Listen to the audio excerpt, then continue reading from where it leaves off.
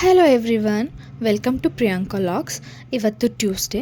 ಇವತ್ತಿನ ತಿಂಡಿಗೆ ನಾನು ಪಡ್ಡುನ ಮಾಡ್ಕೊತಾ ಇದ್ದೀನಿ. ಪಡ್ಡುಗೆ ಒಗ್ಗರಣೆ ಹಾಕ್ಕೊಳ್ಳೋಣ ಅಂತ ಇಲ್ಲಿ ಒಲೆ ಮೇಲೆ ಒಂದು ಪ್ಯಾನ ಇಟ್ಟು ಎಣ್ಣೆನ ಹಾಕ್ಕೊಂಡಿದ್ದೀನಿ. ಎಣ್ಣೆ ಕಾದಿದ ನಂತರ ಸ್ವಲ್ಪ ಕಡಲೆಬೇಳೆನ ಹಾಕ್ಕೊಂಡಿದ್ದೀನಿ. ಕಡಲೆಬೇಳೆ ಕಲರ್ ಚೇಂಜ್ ಆಗೋವರೆಗೂ ಹುರ್ಕೊಳ್ಳಿ.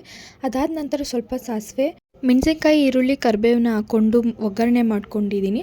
ಒಗ್ಗರಣೆ ಆದ ನಂತರ ನೀರಿಗೆ ಅದನ್ನು ಹಾಕ್ಕೊಂಡು ನೀಟಾಗಿ ಮಿಕ್ಸ್ ಮಾಡ್ಕೊಂಡಿದ್ದೀನಿ. ಹಾಗೆ ತುರಿದಿಟ್ಕೊಂಡಿರೋಂಥ ಕ್ಯಾರೆಟು ಮತ್ತು ಹೆಚ್ಚಿಟ್ಕೊಂಡಿರೋ ಕೊತ್ತಂಬರಿ ಸೊಪ್ಪನ್ನ ಕೂಡ ಸೇರಿಸಿ, ಹಾಗೆ ರುಚಿಗೆ ತಕ್ಕಷ್ಟು ಉಪ್ಪನ್ನ ಹಾಕಿ ನೀಟಾಗಿ ಮಿಕ್ಸ್ ಮಾಡ್ಕೊಳ್ಳಿ. ಈಗ ಪಡ್ಡು ಹಂಚನ್ನು 4ರಿಂದ 5 ನಿಮಿಷ ಚೆನ್ನಾಗಿ ಬಿಸಿ ಮಾಡ್ಕೊಂಡಿದ್ದೀನಿ. ಹಂಚು ಬಿಸಿ ಆದಮೇಲೆ ಸ್ವಲ್ಪ ಎಣ್ಣೆನ ಹಾಕಿ ಸ್ವಲ್ಪನೇ ಪಡ್ಡುನ ಈಗ ಅದರೊಳಗಡೆ ಹಾಕ್ಕೊತಾ ಇದ್ದೀನಿ. ಪಡ್ಡುನ ಹಾಕ್ಕೊಂಡಿದ ನಂತರ ಇದನ್ನು ಕೂಡ 3ರಿಂದ 4 ನಿಮಿಷ ಬೇಯಿಸ್ಕೋಬೇಕು. ಪಡ್ಡುದೇ ಸ್ಟಿಕ್ ಇತ್ತು, ಅದೆಲ್ಲ ಮಿಸ್ಪ್ಲೇಸ್ ಆಗಿರೋದ್ರಿಂದ ನಾನಿಲ್ಲಿ ಸ್ಪಾರ್ಕಲ್ಲೇ ಎತ್ಕೊತಾ ಇದ್ದೀನಿ. ಇದನ್ನು ತಿರುಗಿಸಿ 1ರಿಂದ 2 ನಿಮಿಷ ಬೇಯಿಸ್ಕೊಂಡ್ರೆ ಪಡ್ಡು ಕೂಡ ರೆಡಿ ಆಗುತ್ತೆ. ನಾನಿವತ್ತು ಪಡ್ಡು ಜೊತೆಗೆ ಕಾಯಿ ಚಟ್ನಿನ ಮಾಡ್ಕೊಂಡಿದ್ದೆ.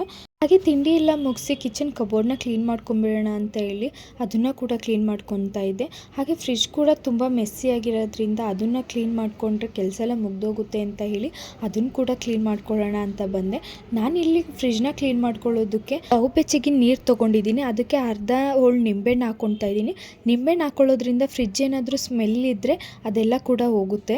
ಹಾಗೆ ಈ ಬಾಕ್ಸ್ಗಳನ್ನೆಲ್ಲ ನಾನು ಮೀಶೋಯಿಂದ ತರಿಸ್ಕೊಂಡಿದ್ದೆ. ಬೆಸ್ಟ್ ಕ್ವಾಲಿಟಿ ಅಂತಲೇ ಹೇಳ್ಬೋದು. ಫ್ರಿಜ್ನ ತುಂಬ ನೀಟಾಗಿ ಆರ್ಗನೈಸ್ ಮಾಡಿ ಇಟ್ಕೊಬೋದು. ತುಂಬಾ ಯೂಸ್ಫುಲ್ ಪ್ರಾಡಕ್ಟ್ ಅಂತ ಕೂಡ ಹೇಳ್ಬೋದು. ಫೈನಲಿ ನನ್ನ ಫ್ರಿಜ್ ಕೂಡ ಕ್ಲೀನ್ ಆಯಿತು. ಹಾಗೆ ಮುಂದಿನ ವಿಡಿಯೋದಲ್ಲಿ ಸಿಗೋಣ ಅಂತ ಹೇಳ್ತಾ ನನ್ನ ಇವತ್ತಿನ ಲಾಗ್ನ ಕೂಡ ಕಂಪ್ಲೀಟ್ ಮಾಡ್ತಾ ಇದ್ದೀನಿ.